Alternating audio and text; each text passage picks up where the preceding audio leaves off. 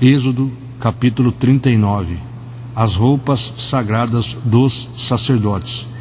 Com fios de lã azul celeste, púrpura violeta e carmesim fizeram as vestimentas sacerdotais litúrgicas para ministrar no lugar santo. Do mesmo modo, fizeram as roupas sagradas de Arão, exatamente como Yahvé tinha orientado Moisés. A éfode, a estola sacerdotal.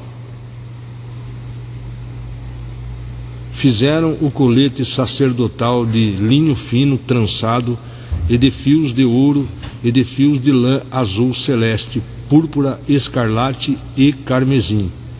E bateram o ouro em finas placas, das quais cortaram filetes de ouro, a fim de serem bordados sobre o linho fino, juntamente com os fios de lã azul celeste, púrpura, escarlate e carmesim, num notável trabalho artístico. Versículo 4. Tinha o colete sacerdotal suas ombreiras que se juntavam às suas extremidades e assim se uniam. O cinto que estava em cima para apertá-lo formava uma só peça com ele e era confeccionado com o mesmo material. Fios de ouro, linho fino retorcido, fios de lã azul celeste, púrpura, escarlate e carmesim, exatamente como o Senhor havia orientado Moisés. Prepararam as pedras de ônix, fixadas com arte em filigramas de ouro, e nelas gravaram os nomes dos filhos de Israel, como um lapidador grava um selo.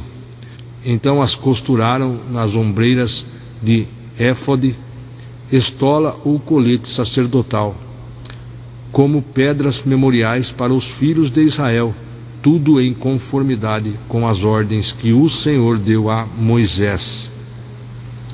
O peitoral, continuando, versículo 8. Fizeram o peitoral, trabalho artístico trançado, da mesma feitura do colete sacerdotal, fios de ouro, linho fino retorcido, fios de lã azul celeste, púrpura, escarlate e carmesim. Era quadrado e o fizeram dobrado em dois, com um palmo de comprimento e de largura. Colocaram nele engastes de pedras preciosas dispostas em 4 filas.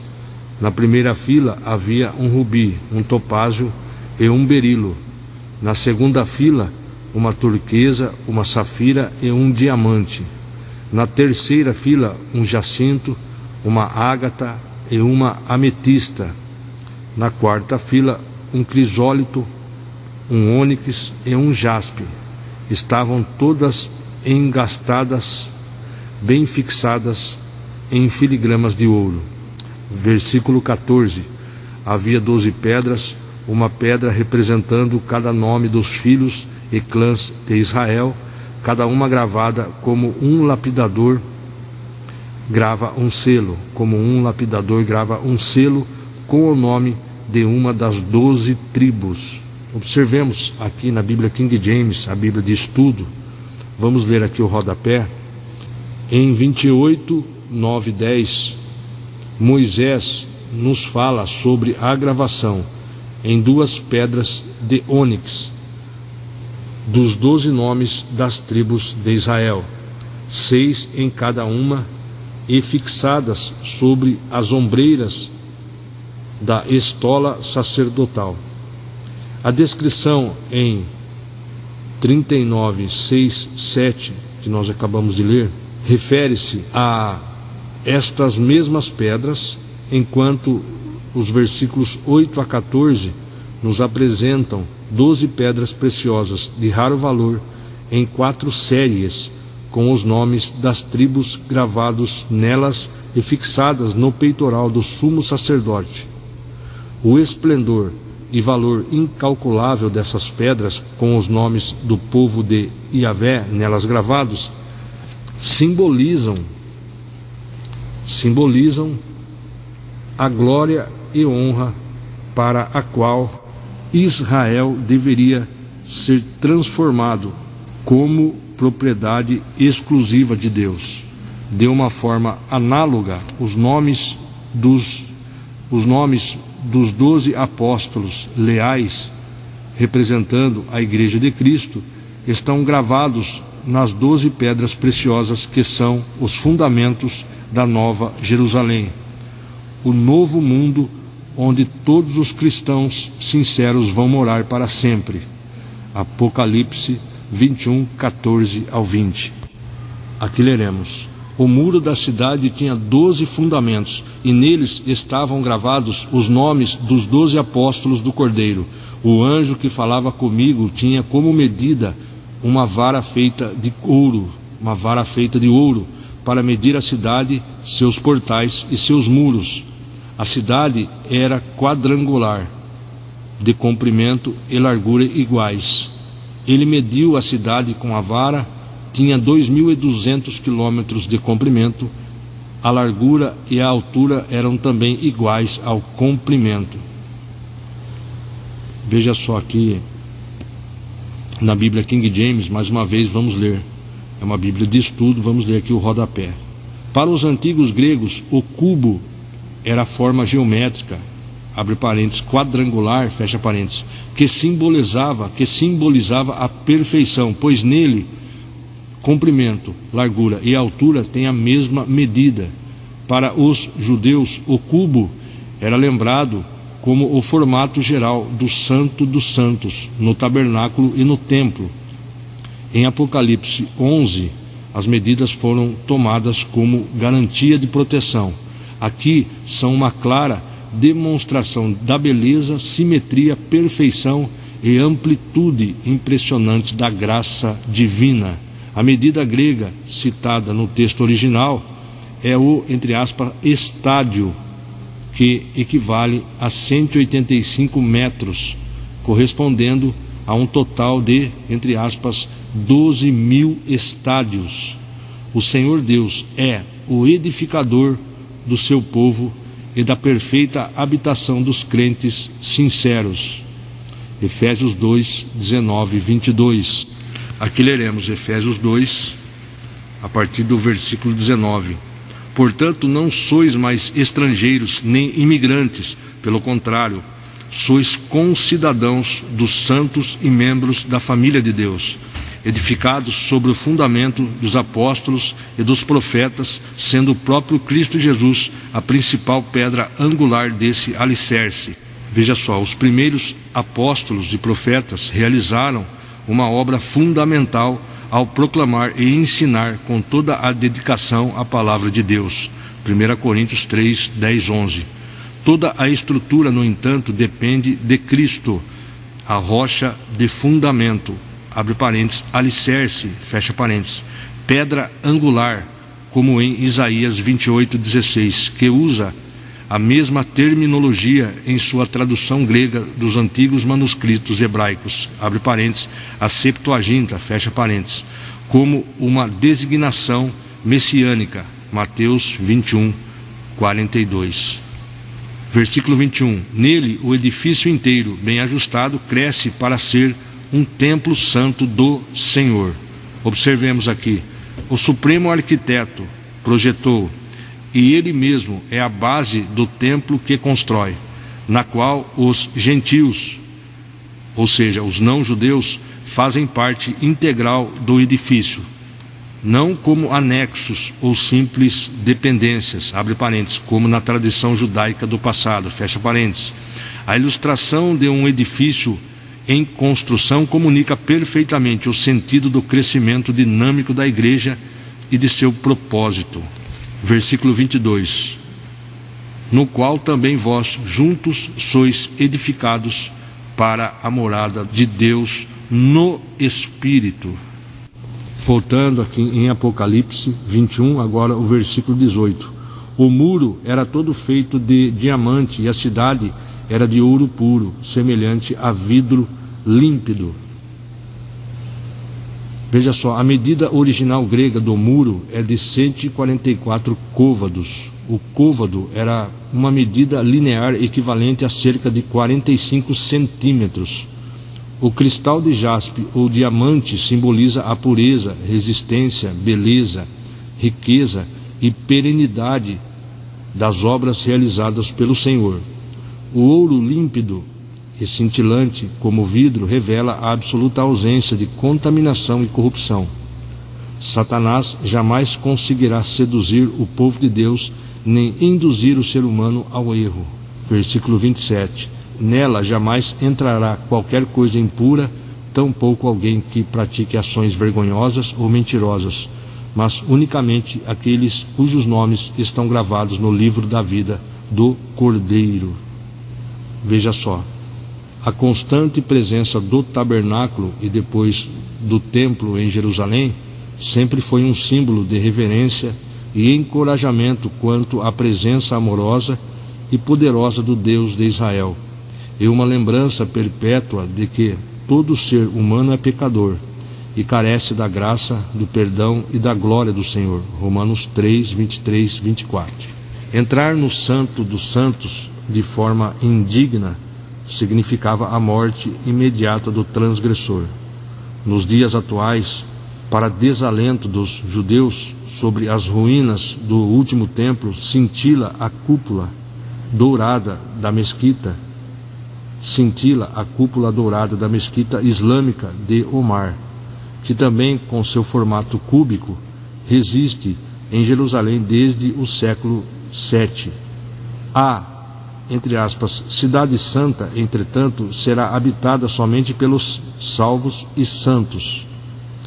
O relacionamento com Deus será franqueado e ininterrupto, pois na nova terra todo lugar é lugar de abundante e alegre comunhão entre o Pai e seus filhos remidos. Veja só, Cristo é toda a exuberância da glória de Deus, Pai, manifesta ao mundo. João 1,14. Repito, Cristo é toda a exuberância da glória de Deus Pai manifesta ao mundo. Jesus Cristo é toda a exuberância da glória de Deus Pai manifesta no mundo. João 1,14. Aqui leremos João 1,14. E a palavra se fez carne e habitou entre nós. Vimos a sua glória, glória como a do unigênito do Pai, cheio de graça e verdade. Então, voltando aqui, Jesus é toda a exuberância da glória de Deus Pai manifesta ao mundo. Aí nós lemos João 1,14. Portanto, na nova existência celestial, não será necessárias outras fontes de energia que não sejam a própria presença gloriosa do Senhor. Isaías 60:19.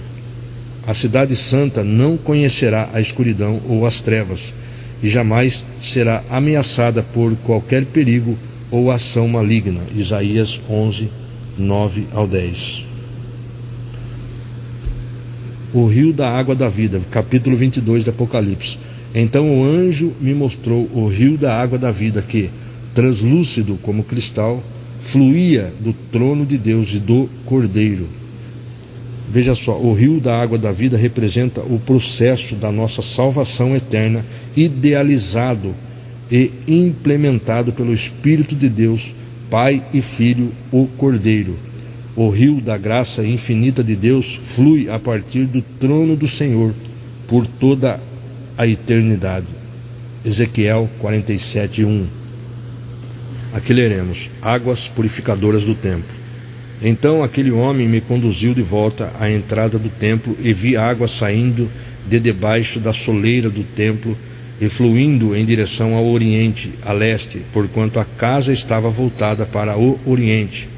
A água descia de debaixo do lado sul do templo ao sul do altar. Aqui temos a presença do, entre aspas, homem angelical. Abre parênteses, 40, versículo 3. Fecha parênteses. Pela última vez, quando se encerra sua visita ao novo templo edificado nas visões do profeta. O significado da palavra hebraica, entre aspas, anjo, é, entre aspas, mensageiro de Deus. E muitas são as vezes em que ouvimos a voz de Deus durante essas visões. Ezequiel estava em pé no pátio interno, O restante dessa seção deixa claro que faz referência à água que cura, a água que cura e que sustenta a própria vida. Em termos históricos e mais abrangentes, havia o rio que fluía do jardim do Éden, delícias em hebraico, Gênesis 2:10. Então, o rio da água da vida representa o processo da nossa salvação, idealizado e implementado pelo Espírito de Deus Pai e Filho, o Cordeiro. O rio da graça infinita de Deus flui a partir do trono do Senhor por toda a eternidade. Glória a Deus. Agora, voltando em Êxodo, onde nós lemos o versículo 14, havia 12 pedras, numa pedra representando cada nome dos filhos e clãs de Israel, cada uma gravada como um lapidador grava um selo com o nome de uma das 12 tribos. Depois nós lemos versículo 15: fizeram sobre o peitoral correndo trançadas como um cordão de ouro puro. Aí onde nós lemos, no rodapé, eu vou recapitular aqui: Israel deveria ser transformado como propriedade exclusiva de Deus. De uma forma análoga, os nomes dos 12 apóstolos leais, representando a Igreja de Cristo, estão gravados nas 12 pedras preciosas que são os fundamentos da Nova Jerusalém, o novo mundo, onde todos os cristãos sinceros vão morar para sempre. Aí nós fomos para Apocalipse 21, 14 ao 20. Nova Jerusalém, um novo mundo onde todos os cristãos sinceros vão morar para sempre. Glória a Deus. Continuando, versículo 16 de Êxodo 39: fizeram também 2 engastes de ouro e 2 argolas de ouro, e fixaram ambas as argolas nas 2 extremidades do peitoral. Versículo 17: passaram os 2 cordões de ouro pelas argolas dos extremos do peitoral, fixaram as 2 pontas dos cordões nos engastes e os prenderam nas 2 ombreiras do éfode e colete sacerdotal e em sua parte dianteira. Fizeram 2 argolas de ouro que puseram nas 2 pontas do peitoral, na sua orla que atravessava o colete sacerdotal por sua parte inferior. Versículo 20: fizeram também outras 2 argolas de ouro que fixaram nas 2 ombreiras do colete sacerdotal em sua parte inferior dianteira, perto da juntura, logo acima do cinturão do colete sacerdotal. Versículo 21: juntaram bem as argolas do peitoral, as argolas do colete, ou estola sacerdotal, com um cordão azul celeste, ligando-o ao cinturão, para que o peitoral não se separasse do colete sacerdotal, tudo em conformidade com o que o Senhor havia orientado a Moisés. Muito bem, fiz uma pausa, voltei e vou começar a ler a partir do versículo 22, o manto sacerdotal. Fizeram o manto do colete sacerdotal inteiramente de fios de lã azul celeste, obra de arte de tecelão, com uma abertura central. Em volta dessa abertura havia uma dobra tecida como uma gola, para que não se rasgasse. Versículo 24: fizeram em toda a barra do manto aplicações em forma de romãs de linho fino trançado e de fios de lã azul celeste, púrpura, escarlate e carmesim. Também fizeram pequenos sinos de ouro puro, atando-os em torno da borda do manto. Os sinos e as romãs se alternavam por toda a borda do manto, tudo feito para ser usado ao se ministrar, como o Senhor havia orientado Moisés. Vestimentas para os sacerdotes. Fizeram também para Arão e seus filhos as túnicas tecidas de linho fino, o turbante de linho fino, os barretes de linho fino, os calções de linho torcido e o cinturão de linho fino, retorcido de fios de lã azul celeste, púrpura, escarlate e carmesim, obra de arte que obra de arte de bordador, como o Senhor havia ordenado a Moisés. O símbolo da congregação total. Versículo 30. Depois confeccionaram a flor de ouro puro, sinal da sagrada consagração, e nela gravaram, como num selo real, a inscrição, entre aspas, consagrado ao Senhor. Em seguida usaram um cordão de lã azul celeste para prendê-lo na parte de cima do turbante, exatamente como o Senhor havia orientado Moisés. O final e a entrega das obras. Versículo 32. Assim foi concluída toda a obra do tabernáculo, a tenda da presença de Deus, Os filhos de Israel fizeram tudo de acordo com o que o Senhor havia orientado Moisés. Então trouxeram o tabernáculo à presença de Moisés, a tenda e todos os seus acessórios sagrados, os ganchos, as molduras, os travessões, os postes que se constituíram em colunas, as bases, a cobertura de pele de carneiro tingida de vermelho, a cobertura de couro e o véu protetor. Versículo 35. A arca da aliança com seus varais e sua tampa, o propiciatório, a mesa com todos os seus utensílios, os pães da presença de Deus, o candelabro de ouro puro com sua fileira de lâmpadas e todos os seus acessórios, e o óleo santo da iluminação. Glória a Deus. Nesse momento da leitura veio o seguinte raciocínio: óleo santo da iluminação, veio o óleo santo da unção. Aí me veio aqui para mim unção e iluminação. Glória a Deus. Versículo 38. O altar de ouro, o bálsamo da unção, o incenso de perfume exclusivo e a cortina de entrada para a tenda, o altar de bronze com sua grelha, suas varas para transporte e todos os seus utensílios sagrados, a bacia e sua base. Versículo 40. As cortinas externas e a cortina para a entrada do átrio, as cordas das estacas da tenda do átrio, todos os acessórios sagrados para uso no tabernáculo, a tenda do encontro. Versículo 41. E as vestimentas litúrgicas para oficiar as cerimônias sagradas no lugar santo, tanto as vestes santas para Arão, o sacerdote, como as roupas de seus filhos, para quando servissem como sacerdotes. Versículo 42. Os filhos de Israel realizaram toda a obra conforme o Senhor havia ordenado a Moisés. Versículo 43. Moisés inspecionou todo o trabalho e constatou que tinham feito tudo de conformidade com o que o Senhor tinha orientado. Então Moisés os abençoou. Veja só que constatou que tinha feito tudo de conformidade com o que o Senhor tinha orientado. Então nós temos a orientação na palavra de Deus. Tudo aquilo que nós vamos fazer, nós temos um padrão de raciocínio, um padrão de comportamento estabelecido por Deus. A regra de conduta é a palavra de Deus. Jesus é a palavra de Deus, Ele é o padrão. Aí o que acontece?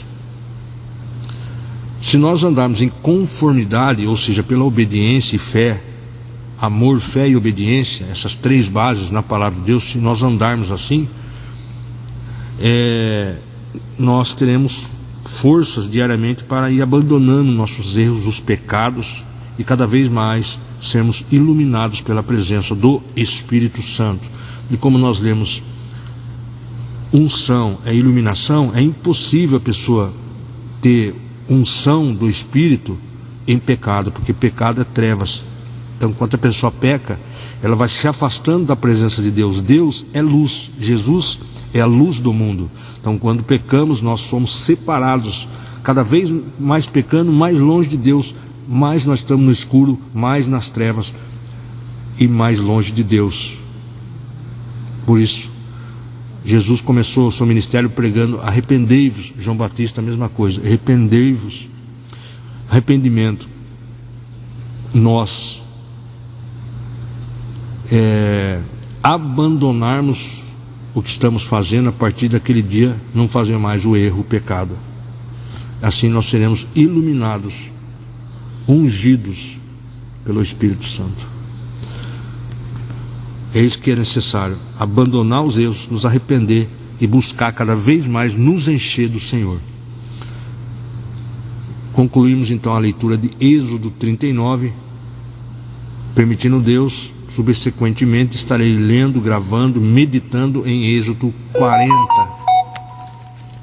Meditando em Êxodo 40, o último capítulo deste livro, que tem como o início aqui o nome A Consagração do Tabernáculo.